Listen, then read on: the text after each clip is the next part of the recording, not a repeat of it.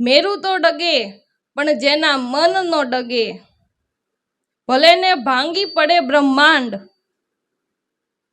વિપત પડવા છતાંય વણસી નો જાય, આ છે હરિજનોના પ્રમાણ. આ જીવન છે તો ક્યારેક એમાં સુખ દુઃખ આવે, પણ પોતાના મનની વૃત્તિ ડગવી ન જોઈ, પોતાનું મન ડગવું ન જોઈ.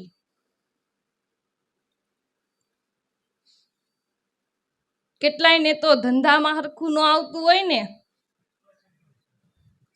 ત્યાં તો ગુરુ ઉપર આવે.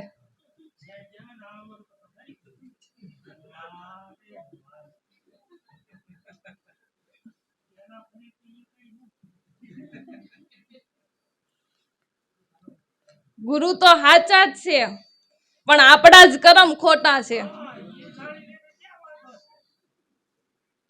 ગુરુ તો હાચા જ છે, પણ આપણા કરમ ખોટા છે. કઈ ધંધા હાટું ગુરુ નથી કર્યા, મોક્ષ માટે ગુરુ કર્યા છે.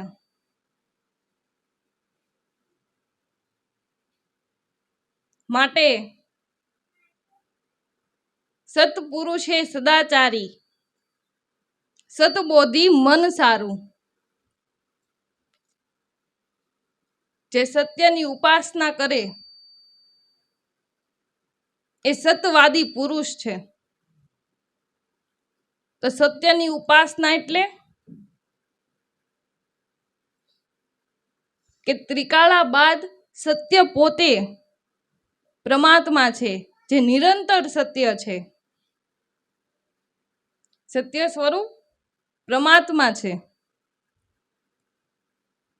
જેમાં ક્યારેય અસત્યનો ભેગ પડતો નથી. તો જે આપણા પ્રાણની અંદર શબ્દ બ્રહ્મ રૂપે પરમાત્મા બિરાજમાન છે, ઈ સોહમ શબ્દે સુરતા સાધો, સોહમ શબ્દે સુરતા સાધો, જુઓ એના જવાબમાં. દાસ ધીરો કે દેહમાં દર્શન મારા સદગુરુ મળ્યાના પ્રતાપમાં. દેહમાં દર્શન મારા સદગુરુ મળ્યાના પ્રતાપમાં. તો સોહમ પદની સાધના કરવી, જે સોહમ પદની સાધના કરે એ સતવાદી પુરુષ છે. અને ગમે એમ કરીને એને આ સત્યને છોડવું નથી, આ સત્યને પકડી રાખવું છે. તુલસી તિલક ન છોડીએ, નેસળ જપીએ નામ, મનુષ્ય મજૂરી દેત હે તુજે ક્યાં રખે રામ.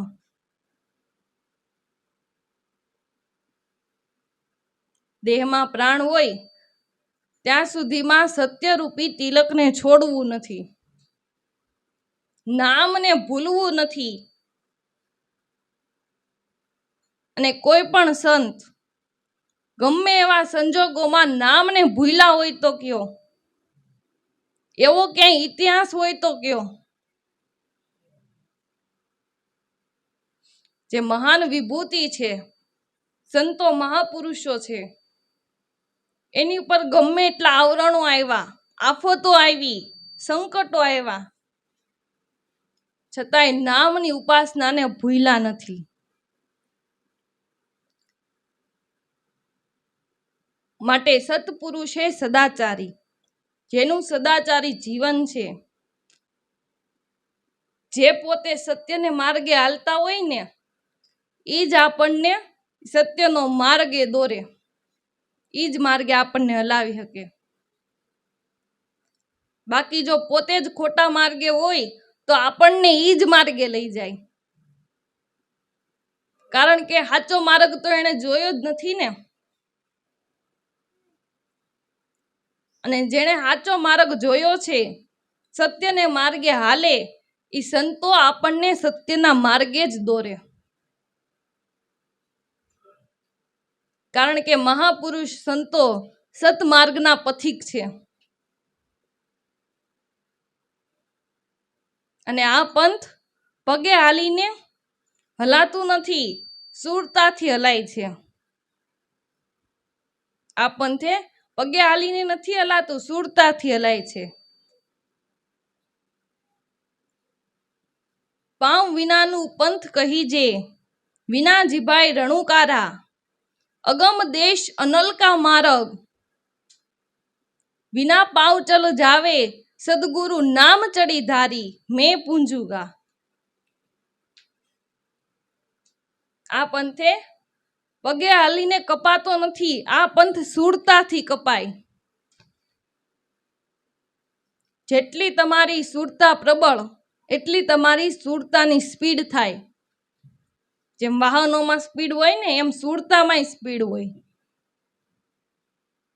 જેટલી તમારી ભાવના પ્રબળ એટલી તમારી સુરતાની સ્પીડ થાય.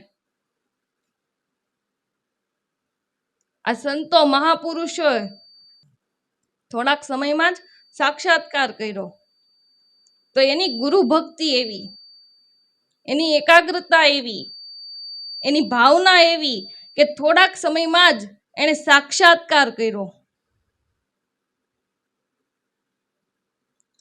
માટે સત્પુરુષ છે સદાચારી, જેનું જીવન સદાચારી છે, અને સદાચારીની જ જીવનની અંદર કિંમત છે. તમે તમારી આંખેથી કોઈનું સુખ જોવો ને તમને ઈર્ષા ન થાય ને, તો એ તમારી આંખની સદાચારી છે. તમે કોઈનું આંખેથી દુઃખ જોવો ને તમારા હૃદયની અંદર કરુણાનો ભાવ થાય, તો એ તમારી સદાચારી છે. દુશ્મનને દુઃખ થતું હોય ને, તો આપણા હૃદયની અંદર કરુણા થવી જોઈએ. ધર્મરાજા છે ને, એક દી ભગવાનના ધામમાં ગયા. એટલે ત્યાં જઈને ભગવાનને કીધું કે મારા ભાઈ કૌરવ ક્યાં છે? ભગવાન કે ઈ તો નરકમાં છે. ધર્મરાજા કહે તો કે મારે ત્યાં જવું છે. ભગવાન કહે કે તમે નરકમાં ન જઈ શકો, તમારાથી નરકમાં ન જવાય. ધર્મરાજા કે નહીં, મારે તો જવું જ છે. એટલે પછી જ્યાં નર્કકુંડ હતો ત્યાં ભગવાન લઈ આવ્યા એક મોટો એવો નર્કકુંડ, અને એમાં કેટલાય ઝીણા ઝીણા જીવ હવળતા હતા. એમાં એક તણખલું ઘાસનું હતું, એની ઉપર કેટલાય ઝીણા ઝીણા જીવ ચોંટ્યા હતા. એટલે ભગવાન ધર્મરાજાને કહે છે કે જો આ ઘાસના તણખલા ઉપર જે જીવ ચોંટ્યા છે ને, એ તમારા ભાઈ કૌરવ છે. ને એમાં એક મોટો જીવડો છે ને, એ દુર્યોધન છે. એટલે ધર્મરાજા કહે કે મારા ભાઈ ત્યાં હું, મારે આ નર્કકુંડમાં પડવું છે. ભગવાન કહે કે તમારાથી નર્કકુંડમાં ન પડાય. નર્કકુંડમાં જો ધર્મ પડે તો એ નર્કકુંડ જ ન રહે, અને અમારી વ્યવસ્થા ખોરવાઈ જાય. ભગવાન કહે કે નહીં, ગમે એ થાય, મારા ભાઈ ત્યાં હું. એટલે ભગવાન કહે તો ભાઈ એક કામ કરો, તમે આ નર્કકુંડમાં પગ બોળો, તમે નર્કકુંડમાં પગ બોળો, ને તમારા પગે જેટલા જીવ ચોટે એનો ઉદ્ધાર. એટલે ધર્મરાજાએ ભીમસેનને બોલાવ્યો કે હું અત્યારે નર્કકુંડમાં પગ બોળું છું, કાનમાં આંગળી નાખી અને તું મોટેથી અવાજ કર કે અત્યારે ધર્મ નર્કકુંડમાં પગ બોળે છે, અને જેટલા જીવ એના પગે વળગશે એનો ઉદ્ધાર થાય. એટલે ધર્મરાજાએ નર્કકુંડમાં પગ બોળ્યો અને ભીમસેને મોટેથી અવાજ કર્યો કે અત્યારે ધર્મ નર્કકુંડમાં પગ બોળે છે, જેટલા જીવ એના પગે વળગશે એનો ઉદ્ધાર થાહે.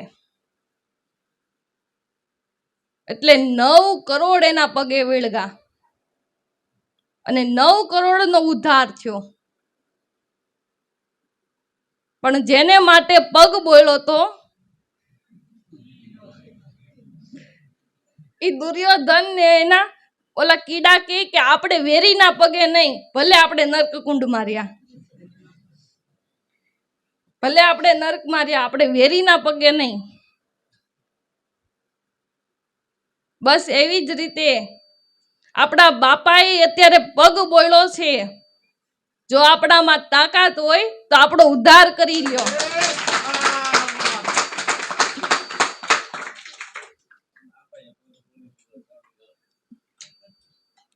આપણી તાકાત હોય તો ઉદ્ધાર કરી લ્યો. માટે પલક કહે, સાચો ભક્ત અવાજ સાંભળીને કેવો કે આ તો જણણ જણણ વાગે એવો એક નાદ. બસ એને કાને પડતા જ સાધકને ખબર પડી જાય કે આ તો છે અનહદ નાદ.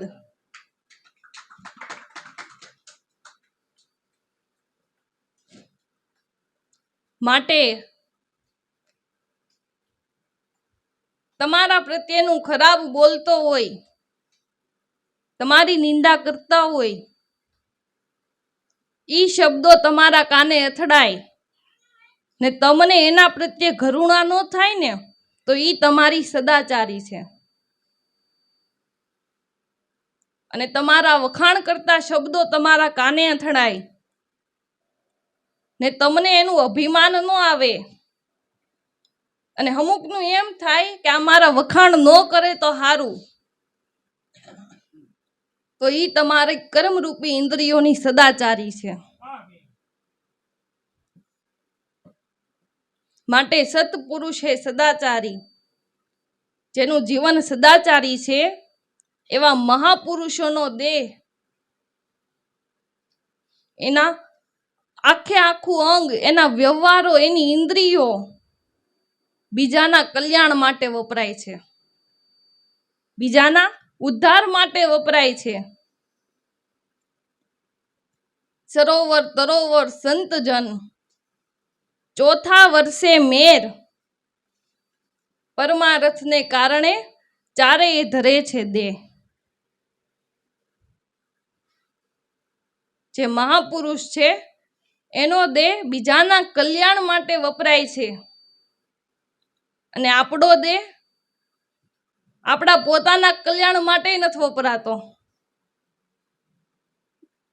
આ એક બહુ મોટા દુઃખની વાત.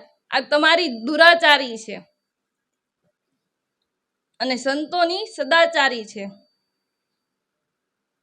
જેની ભાવના સારી ઈ સદાચારી,